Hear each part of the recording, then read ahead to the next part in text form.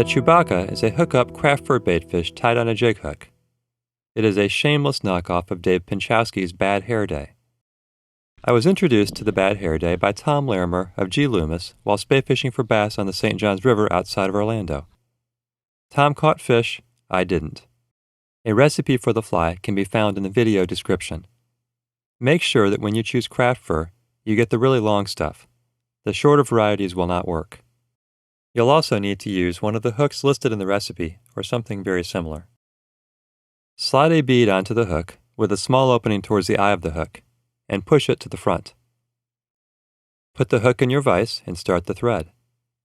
I usually start it just behind where I want the bead to stop. Trim the tag end of the thread off and work the thread to just around the bend. I usually use craft fur dubbing to make a body for the fly. Estes and chenille also work well if you'd like to simplify the pattern. If you're going to make a dubbing body, the first thing you'll need to do is make the dubbing. Take the craft fur you plan to use for the wing and cut off a small clump right at the base. Use your fingers to pull out the loose underfur and place it in a container. Set the craft fur clump aside when you're done, then repeat the process with another clump about half again as thick as the first. Mix the craft fur underfur that you pulled out and put in the container with some ice dubbing, adjusting the proportions until you like the result. I'm using about half as much ice dubbing as craft fur in this mix.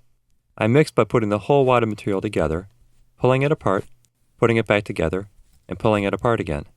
This will break up the longer fibers and help get them aligned in the same direction. Next, you'll need to form a loop with your thread. Wrap first around the hook to close the loop, then around both legs of the loop to make sure they are together. Bring the thread up to where the bead should stop at the front of the hook. I want the front of the bead, the part closest to the eye of the hook, to be about half a bead diameter behind the forward bend of the hook. Tie a half hitch to secure the thread. Place some dubbing in the loop, working to get an even distribution from top to bottom. You can vary the end result by changing the amount of dubbing you use and how it is arranged. When you're happy with the dubbing arrangement, hook your dubbing tool to the end of the loop and spin it to complete the dubbing brush. Hold the thread a little above the tool to keep it from twisting. Build up some twists in the lower part of the thread, then let go with your fingers. If you want the dubbing to be a little tighter, spin again. You can leave the dubbing as it is, or pick it out with a brush or some Velcro. Wrap the dubbing brush up the body in close wraps. It helps to pull the material back as you go to keep from trapping it under later wraps. When you reach the point where the thread is tied off behind the bead, tie the brush off and trim the end. You can recycle any leftover dubbing for a later fly. If there's extra dubbing sticking out from under the thread, you can pick it out with your fingers or fold it back and wrap over it. This stage of the fly is done. Tie a whip finish and add a drop of head cement. Push the bead back into place.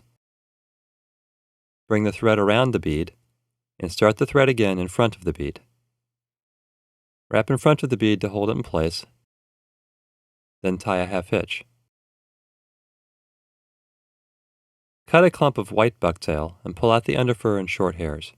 You can stack it to even the tips if you want, but this is a messy pattern and some unevenness won't make a difference. The bucktail should extend about twice the length of the hook past the tie-in point. I cut the butt ends at an angle before tying them in to get a natural taper. Tie the bucktail in on the point side of the hook right in front of the bead. Try to keep it in a tight bundle right on top of the hook. When the bucktail is tied against the bead, it will almost certainly flare and the angle will be all wrong.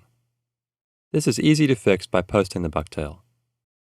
Gather the bucktail together and hold it under light tension with your thread hand, while using your materials hand to loosely wrap around the base 3 or 4 times.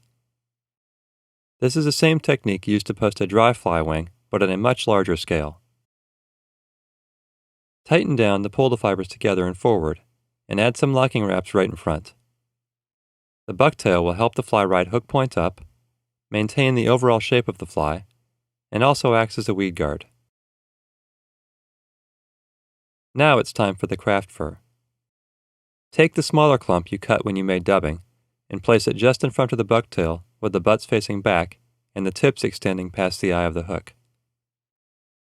The butt should extend about halfway down the body. Wrap over the craft fur a couple times, working to keep it all on top of the fly, which is the point side of the hook. Tighten your wraps, then add several more locking wraps. Fold the craft fur back over itself, distributing the tips around the top and sides of the fly. Bring the thread forward and wrap in front of the craft fur to push the fibers back over the top of the fly. As you can see, most of the material is on the top and sides, with the bottom of the fly pretty bare. Bring the thread up a little further and place the second larger clump on the hook, with the tips facing forward just like the first. This time, use your fingers to distribute the material all around the hook. Wrap the thread over the butt ends a few times, being careful not to use too much tension until you have a couple wraps in place. Try to place the wraps directly over each other. Draw the first few wraps tight, then add some more. Finish with some locking wraps. Fold the fibers back, working to keep most of them on the top and sides of the fly. Take your time and make sure you're happy with how the fibers are situated before moving on. Wrap in front of the fibers to force them back. It will take quite a few wraps to build up the thread enough to hold the craft fur in place. The shape of the head will be determined by how much craft fur you use and how you use the thread to force it back.